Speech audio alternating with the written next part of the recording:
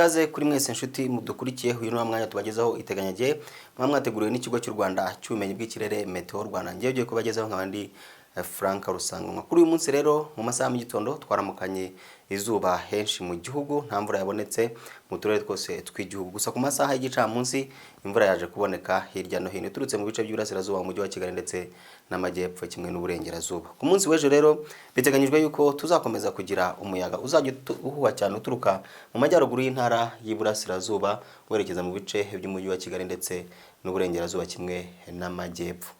Biteganyijwe yuko ku munsi w'ejo masaha mu gitondo tuzagira imvura mu turere tw'intara y'amajyepfo aritwo Gisagara, Huye, Nyaruguru ndetse na Nyamagabe. Utundi turere two mu ntara y'amajyepfo nta mvura tuzagira mu masaha ya mu gitondo. Intara y'Iburengerazuba nayo biteganyijwe yuko tuzagira imvura mu turere twose two muri iyo ntara ikazaboneka aho ngaho mu masaha mu gitondo. Ubushyuhe bwo hasi buzaba buri hagati ya °C 10 ndetse na °C 16. Akarere ka Nyabihu mu ntara y'Iburengerazuba niko kazaba gakonje ugereranyije n'utundi turere mu gihugu kazagira ubushyuhe bwa °C 10. Naho mu ntara y'Amajyaruguru mu turere twose tugize iyo ntara mu masaha mu gitondo biteganyijwe ko naho tuzagira imvura n'ubushyuhe buri hagati ya °C 12 ndetse na °C 14.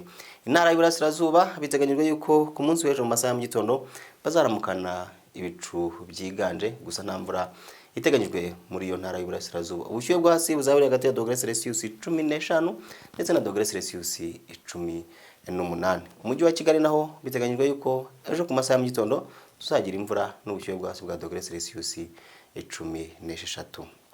Ku masaha y'igicamunsi biteganyijwe yuko mu ntara y'amajyepfo uturere twose tugize iyo ntara bazagira imvura n'ubushyuhe bwo hejuru buri hagati ya °C 23 ndetse na °C 25. Intara y'Uburengerazuba naho biteganyijwe yuko imvura izakomeza no ku masaha y'igicamunsi. Ubushyuhe buzaba buri hagati ya °C 20 ndetse na °C 25.